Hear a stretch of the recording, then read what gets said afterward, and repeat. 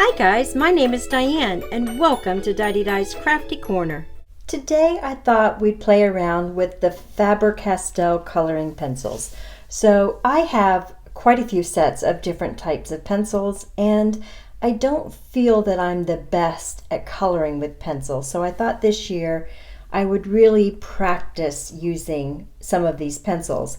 I have the Prismacolor big set, I have a big set of Faber-Castels, and I have another set that I don't even remember what the name is. But I thought now's a good time. So I'm going to be using this cute little space scene from My Favorite Things. And I'm going to be coloring the planets in colors that are, if you Google it, it's what the map or the like the poster boards and things usually show it being. So these are where I got my color references from. I know a lot of people ask, where do you get your color references from? And I usually Google whatever it is I'm going to color, unless I'm matching something to a paper, right?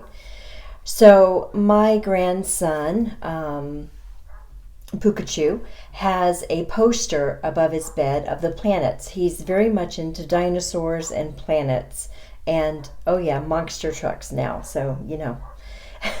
This card is going to be a card that's inspired by him, and I'm really trying to give these little images as much definition as I can with these pencils. So with that ring, if you noticed, I kind of tried to make it look dimensional. Now, for the planets themselves, the planets are multi-toned, which means that they have different, appears to be striping on them, on the planets that I'm doing, on the two planets, and then of course the moon is just, a couple of different tones. So I really wanted to practice blending in the stripes that I'll be making on these planets and still making the planets look round. Makes sense, right?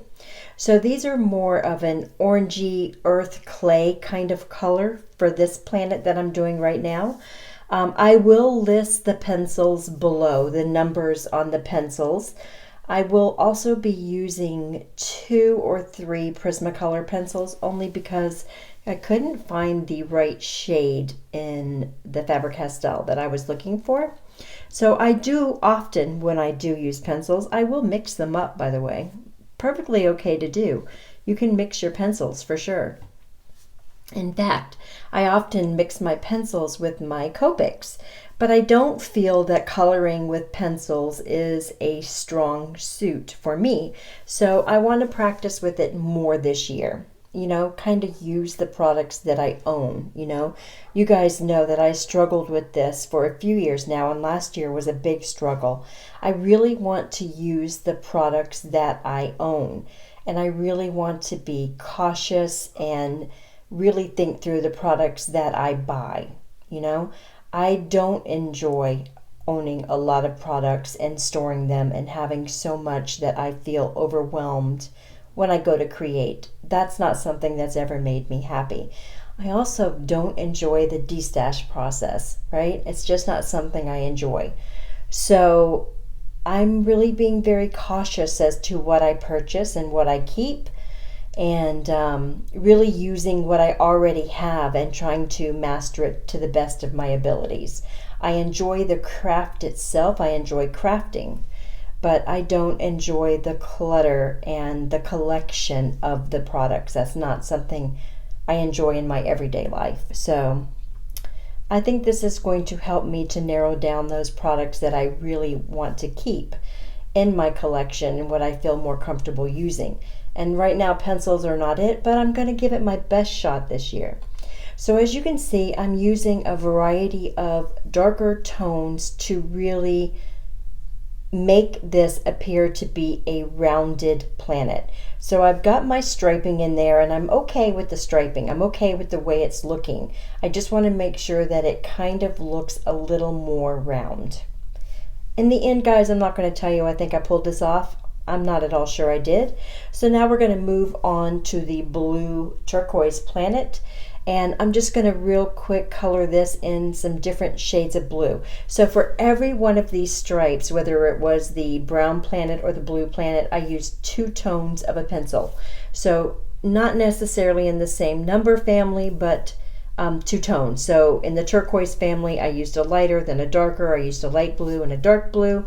I used a dark blue and a darker blue. And then, yes, I came in at the end with a little bit of black just to give it a little more definition around the edges. Now, my shadows are not normally as dark as most people's shadows. I really have a hard time with the dark contrast shadows. Really, I feel that when they are that light or dark, you know, like for instance, leaving white space in hair, I always feel like I've got to color it the lightest color. I don't like leaving the white on the paper. So weird, right? And I don't like making my shadows super dark either. It's that contrast, the super light contrast or the super dark contrast, I just have an issue with. I can't figure it out, but it's just how I always end up softening it or, you know, not making it quite as dark. Figure that one out, huh? So now again, I'm just trying to give it a little more definition, trying to keep the center of my planet a little lighter, and I'm going to come in and darken it up, make it a little more round, and then I'm going to go to work on the moon. So I'm going to go ahead and fast forward to the end here. Okay, so now I'm adding a little bit of black shadow just to darken it up, and that's basically how that is going to look. I'm going to be cutting these out with my brother's Can & Cut. I do not have the dies for this stamp set, and for the moon, which is the moon is going to be part of the sentiment I use. So I want the moon to, you know, have a lot of dimension as well. So I'm using a couple of different colors for the moon. I'm making it a like a taupey gray or a warm gray, because I'm actually going to be putting the little astronaut on this card as well, and I'm going to do him in the silver grays, if you will, you know, the more true tone grays. This is a warmer gray that I'm doing. So I'm doing the moon in a light color gray and a light color warm gray, and then I'm going to come in with the darker color and just try to give that moon and the holes a little bit of dimension. So all the way through this, I'm trying to give my planets and my moon just a little bit of contrast and dimension, a little shadows and a little light area, and try to make them look a little round. This is definitely, like I said, this is definitely where I have my hardest time with pencils. And a lot of people that do pencils do a lot of layers. It's those layers of color over and over again with all the mixing of all the colors that give it the dimension and the layer. But I'm only wanting to use 2 or 3 pencils, so it's kind of hard to get that definition. But I think in the end, for a simple little card, I pulled it off well enough. And it didn't take very long to color these images. So I'm going to go ahead and do this one in the warm grays. And then I will show you the little astronaut already done. And then show you the little balloon, one of the balloons when I color that. And then we're going to go ahead and put this card together. I know that these coloring videos can be quite long. And I try to speed them up by cutting parts out. But if you're interested, I could always, you know, maybe just do one single image and maybe speed it up a little bit. I don't know, guys. You'll have to let me know in the comments below. Like I said, I'm really uncomfortable using the pencils. And you know the thing that I don't like about the pencils the most, which is probably all of us, it's so easy for me to transfer the color from the pencil, you know, from the pencil flecks or the pencil scrapings onto the background of the image. So if you notice on the blue planet, there's like little blue all around that planet. It's so easy to transfer the color onto another piece of your drawing that you're doing, or, you know, in this case, an image. So even when I've colored, you know, just like big florals with pencils and stuff, where I've laid down tons of colors on top of each other to get dimension and texture, I end up a hot mess everywhere from the pencil shaving. So if you guys have any tips for that, be sure to share them with me as well. I don't have that problem with Copics. You know, with Copics you can just color, and it's a, you know, it's Copics are pretty easy for me, or alcohol markers in general are pretty easy for me. They seem to be my go-to. So I've got my little moon done, and I'm super happy with the way the moon looks. I have to tell you, I really like it. I think it pops on that white paper. Wasn't quite as happy with the blue. I think I could have done a little better with the blue, but all in all, I like them. I think that they're super cute. So moving on, I'm going to go ahead now and show you my little guy. For the astronaut, I used the same blues on his little chest piece just because I kind of wanted that to pop. I just used a couple of browns, the same browns, believe it or not, that I used on the planet. I used on his hair.